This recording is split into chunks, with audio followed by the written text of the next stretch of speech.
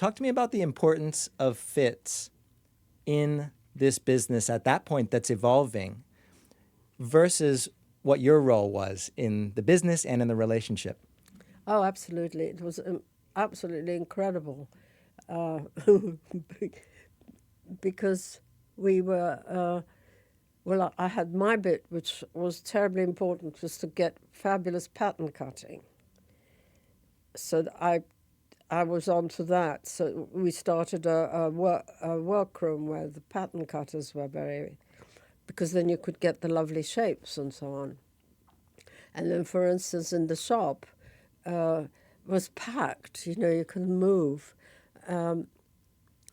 We decided to do changing rooms that was just one big room, because the girls would go and put lots of mirrors and they'd go in and change. I mean, we had Barbara Streisand, Cher, all these huge names coming in, and I would say, "Do you want a private room or something?" No, no, no, no. We want to go and. We're here for the experience.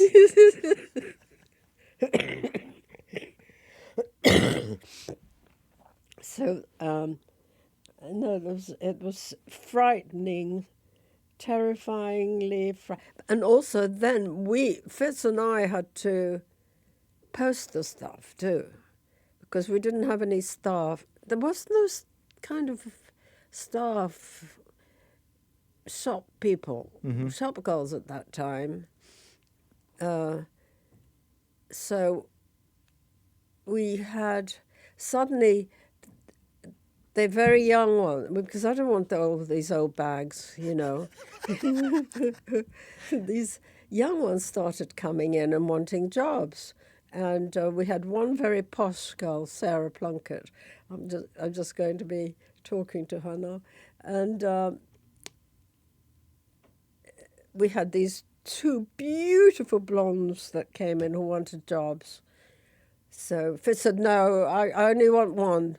I can't afford the second one." So they said, "Sorry, we're not coming unless it's both of us." So, okay, come in. So you won that one. Yes. They were beautiful. They were, real long-haired, gorgeous. If you're on the design and style side of the relationship and Fitz is on the financial numbers, businessy side of the what's the biggest thing that you learned from him in that sense? Well, I didn't want to learn because he was too strict. Didn't want to learn at the time, but in hindsight. No, at the time. There was one time, because every 2 years we would move the shop because it was so packed. We had to take a bigger premises because, so we were like into 4 shops. By the second shop, it was packed. It was like Victoria Station. It was amazing. And what was I going to say?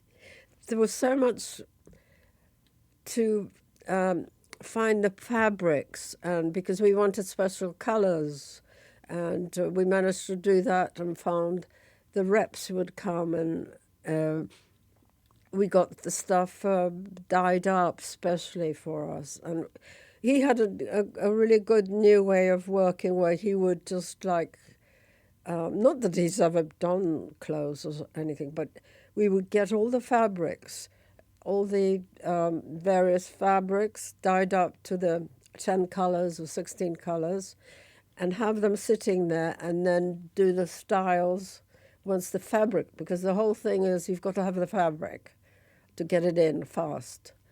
And so we, and then, for instance, there was this wonderful shop in Pontings and High Street around the corner from us. It was a funny old area, which used to be very grand.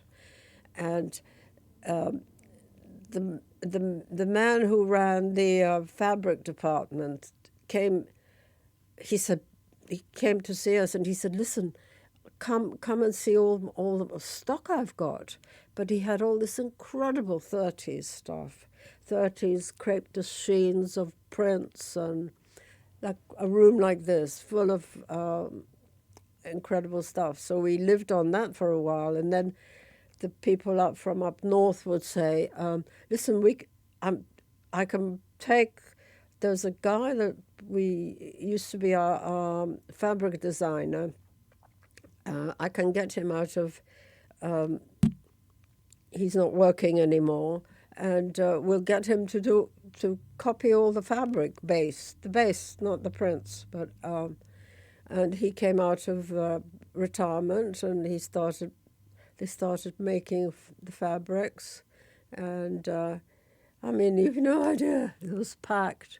So, and then suddenly, see, something marvelous has happened. What you had in London then, all the people, because the exchange was really good in England, all the kids from Paris and Italy would come over at the weekends because it cost very little, and they would come like in a huge crowd, and of course our prices were. If it said, okay, they're earning £10 a week. They're paying £3 a week on B&B. They would share. It's the same as now, really. Yeah, £3 for Beer. what? Beer or alcohol? Well, that's the last one, yes. Okay. And dancing. And dancing. And a little bit for food, which they didn't eat, Right. which was wonderful. So, so the clothes have got to be within £10. They must be £10. And I can't tell you what's happening now. For instance, we produce such a lot at such ridiculous prices, but they were beautifully shaped. Beautiful, because as we grew bigger, we had these incredible pattern cutters I brought in, and I was on top of that all the time. And the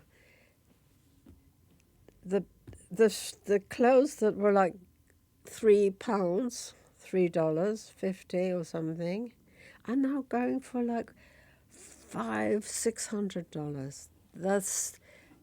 Later on, as we got really good at the fabrics and things, the stuff is going for 40,000. It's incredible. It's first fast fashion, really. And from a creative standpoint, are you just full of all of those ideas on tap? Like, Oh, you yes. need to come up with new something, you just go out and draw it. But when you have a shop, it's very easy because, you're working right on the moment, and you can go in and you can pick up vibes of what people want. You can tell the things they've rejected. And we never made more than an X amount of something. And if something was good, we would do it again in different colors and, yeah. It's like a feedback loop. Yes. And we never did fashion shows because that you have to do like 3 months ahead, you see. This had to be like, it was incredible because the girls around the country would, because of this phone thing, they would be they would call each other and tell what's happening. Because of what phone thing? The What? phone? Yeah, absolute.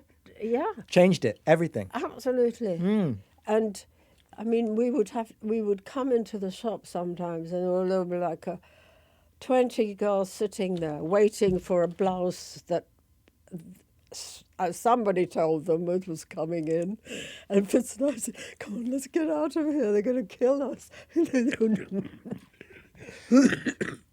There's something kind of cool from a creative standpoint of being forced to reiterate regularly. It's incredible. Because it's just like a muscle almost. And oh yes, and it's a high, and because you're very psychic once you get going. Elaborate on that. Yeah, I mean, I found that because I wasn't never doing it for myself, because that's dangerous. It was always the people that were coming in and the girls that were coming in. And then the boys started buying all the girls' stuff too. I mean, the jackets and so on too. So you can kind of foresee what the next Yes. desire might be. Yes. And what they're asking for and the sizes. And for instance, we only sold size 10, which was very skinny. They were very skinny. And we took on this woman who'd been in the manufacturing business. And she said, you've got to do size 12 and blah, blah, blah. And it's 12. We're going to get all these big fat things. And so we make all the 12s and nothing, no movement. And then when we come to the next big shop, which has got staircases and on the first floor so I put all the 12s by the door so they can steal them, and they didn't want to steal Didn't even want to steal them. That's when you know it's not going to work. So we knew, we weren't in the size 12 business. But you said something interesting. You said, never do it for yourself. That's dangerous. Yes. And to me, that flies in the face of something that I always thought, which is that as a designer, as a creator, you must be doing it from your heart. Well, you are, but it's what you would like to look like, you see. It's because I was being brought up by this terrible aunt who said whatever I did was awful and slutty. And, of course, they loved slutty. That was your new market. Yes, absolutely. Well, because there were little minis and things like that. But it's almost like you were able to detach yourself from the creation. Yeah, absolutely. And I've always found that even afterwards, because I used to always go around the shops and things and the department stores to check on things, what other people were doing. And always you went to the areas where they had rails of stuff that didn't sell, which was marvelous because you could tell immediately. You were right. You should have done black, not navy blue, you silly old buggers. But then I've always been saying, okay, today it's my day, and I'm only going to think about me and what I want.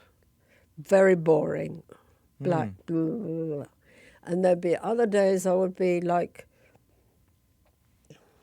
nothing to do with me. It's not me. You have to divorce yourself completely. Have you always had a similar kind of fashion sense yourself for the clothes that you choose? Yes, because you're always working with color and textures and things that you've got to be negative. You can't have something that's you're looking at it and it's like, yeah, Distracting. it's red or something, distracting you, which doesn't work. That's so fascinating. And it sounds very simple, really. So you're kind of developing over these years your preferences, things that you think work. And you start selling more of them, and people continue buying them. Yeah. And at what point did you get stuck at all? Or was this stuck? Like I described the way that I got stuck. Or was this just a decades long? No, because you see, you can tell what's selling, so you know which shape. For girls, it's sort of like that kind of sleeve go, da-da-da-da-da, and you can develop on that onwards, because they're coming back for one thing, and that you can tell immediately the stuff that it isn't selling. Just constant movement. Yeah. And I mean, when if you knew how the mini started, it was with us, Mr. Sava, the Greek, we had this fabric that you had to leave on the table and overnight, and it would stretch. It was jersey, and that would sort of shrink. Well, Fitz is like, I want to get those skirts. And so he sends all the stuff in, and these wonderful shaped skirts, because the shapes were fabulous. And I came into the shop to put, to help put them out and what we were going to do with all this stuff. And I'm watching it, and the skirts are getting shorter and shorter because of this fabric, which he didn't rest. You saw that. So I rushed home, which lived very nearby, because I'm crying. Oh, we're going to go past now. And then Fitz rings me. I said, "Come back quick! They're flying out. The things are flying out." Wow. Immediately. What? Immediately. Yes, immediately. They're going because they're tiny little skirts. Terribly funny. You see, you would a normal company wouldn't, like the way they do the shows now. The stuff never goes into the stores. Mm-hmm. The costumes and things. Do you know what I mean? What do you think other businesses, maybe not necessarily in fashion, can learn from this kind of creative iteration? Oh, I think anybody. I don't know what's going to happen now because I don't.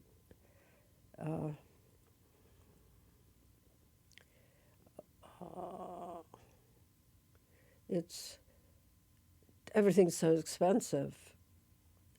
Because I tell you what you have got to do is you've got to pick your generation that you're going to be doing for. And then if you upset the generation, like we had in England, we had this huge problem with there was all the electricity was cut when we moved into one of the big shops. And literally, we had sort of things for camping, lights, and a generation just didn't come in.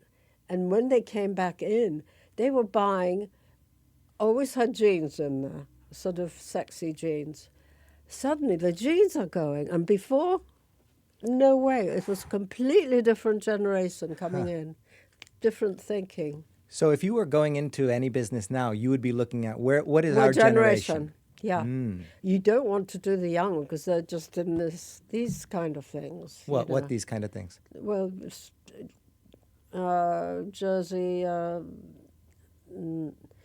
tights and T-shirts and So you're not a tops. fan of the younger generations? Well, they're useless. Nothing of value No, there? because what you would have to do, well, it's a secret, but I've worked it out, what generation you've got to go for. Yeah, which is quite interesting. Can I guess? What? Can I guess?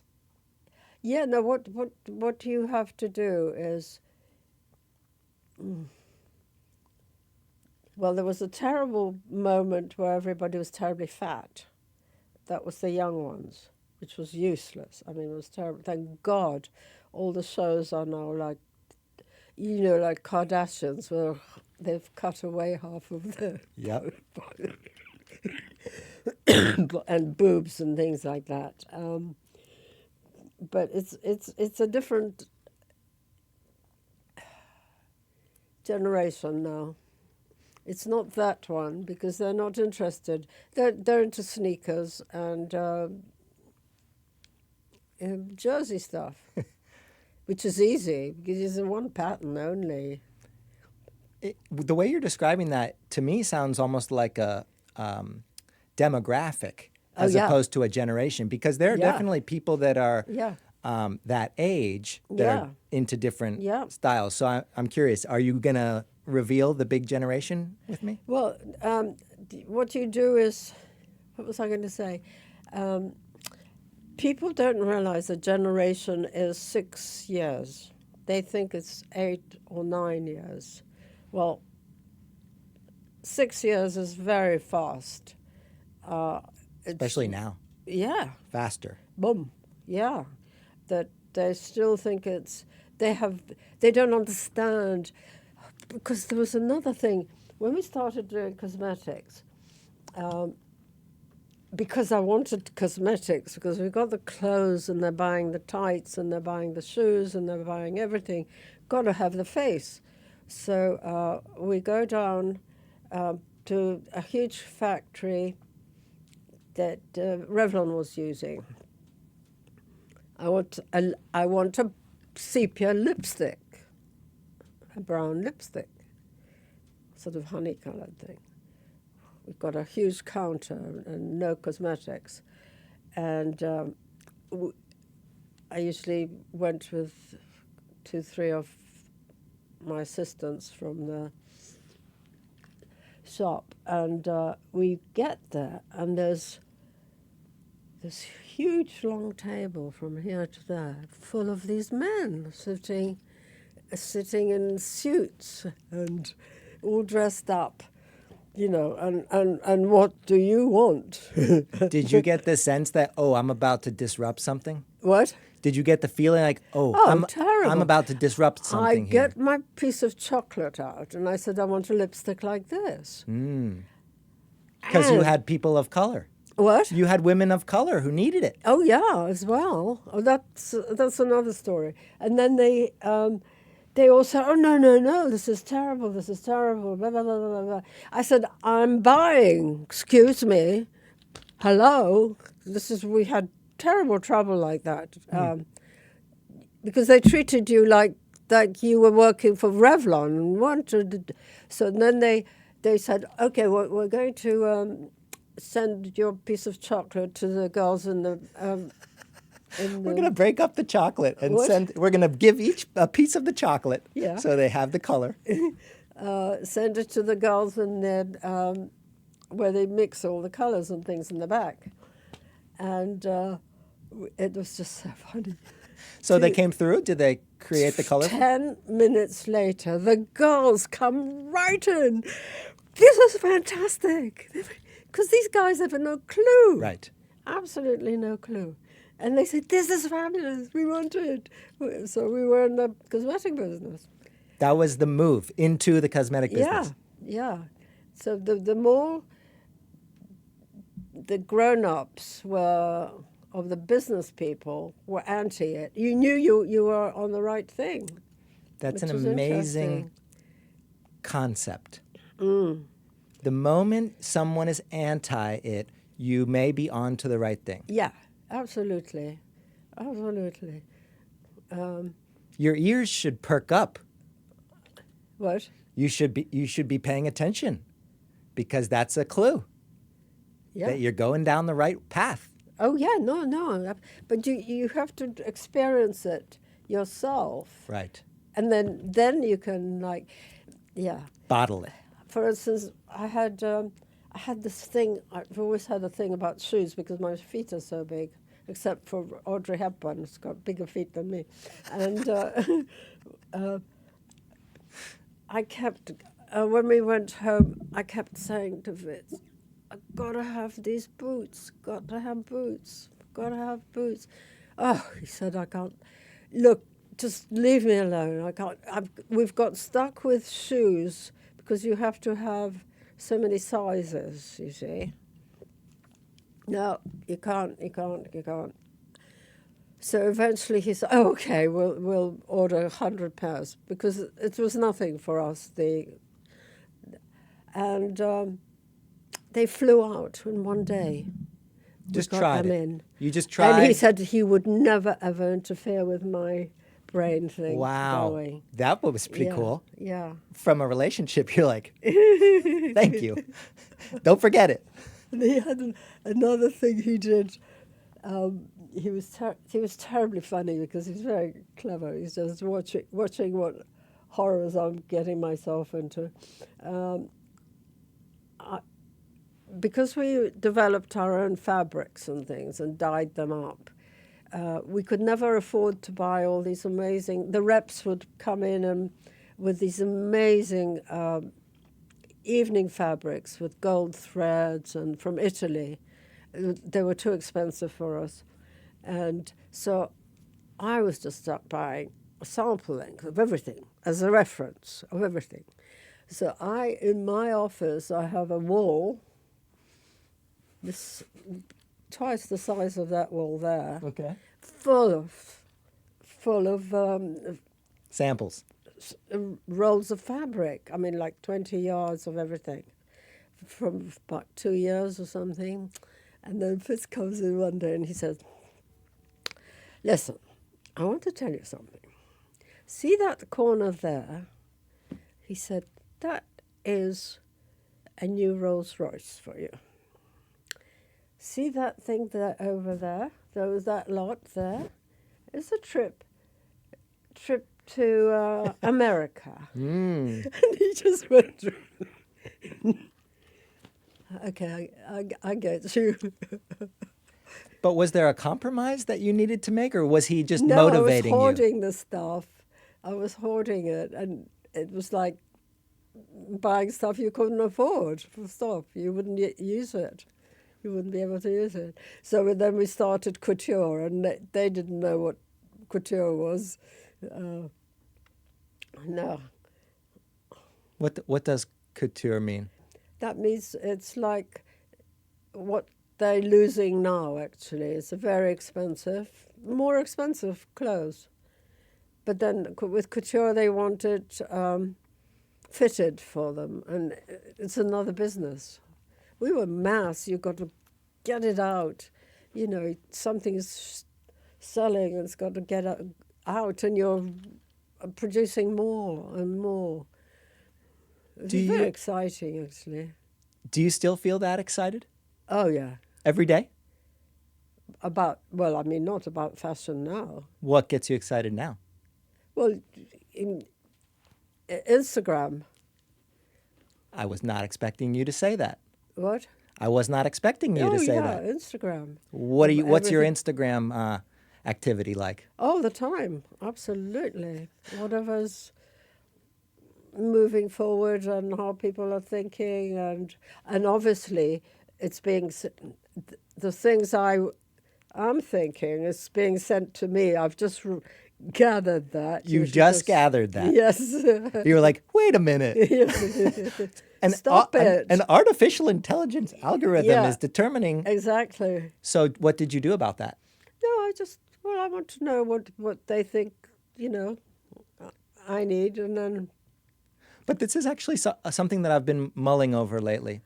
If I'm on Instagram and I'm consuming content, media, ideas that whatever algorithm or whatever app is telling me to, am I not losing a bit of my own? No, because they're sending you everything that you... According to who? Well, God up there, AI or whatever it is. But I don't trust them. No, exactly. So what do I do to make sure that I maintain an original voice? Well, try and clean yourself up and just enjoy yourself. Hello. Because you find they send you different things on Instagram, different times of the day, and I mean, for me, it's non-stop models and all the collections and things. Okay. I mean, obviously that's here she is. That's what she wants to see. Right. That sort of thing. And that gives you joy. Well, I'm learning what these assholes are producing in the big designers in Paris and so on. These dresses that you can't even go through a door. And that makes you... No, but that's not the way to go. Uh-huh. No. So you're keeping your pulse on what they're still doing the wrong way. Oh, yeah. And are you still creating yourself? Yeah. What are you Oh, creating? yeah. I mean, I'm not making clothes. What are but, you creating? Illustrations. Cool. Yeah. No, there's time. I'm watching. It's full-time watching of what they're picking up. This thing, God. Come on, fucking go. Get on with it. It's fascinating. I saw an article about you online. It says, I'm gonna outlive all of you. I love that. It's so funny because it's fascinating now. It's very upsetting because of the for fashion.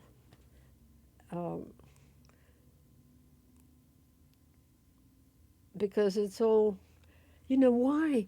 For instance, this morning I was looking at something, and there was one kid that, I don't know, she was on on Instagram, and she had 80,000, and she was not, 80,000 people, Look up to this woman. yes, overnight. And I thought, well, she's got nothing to say. She's got no background at all. Join our creative business community at HereGoesNothin.com.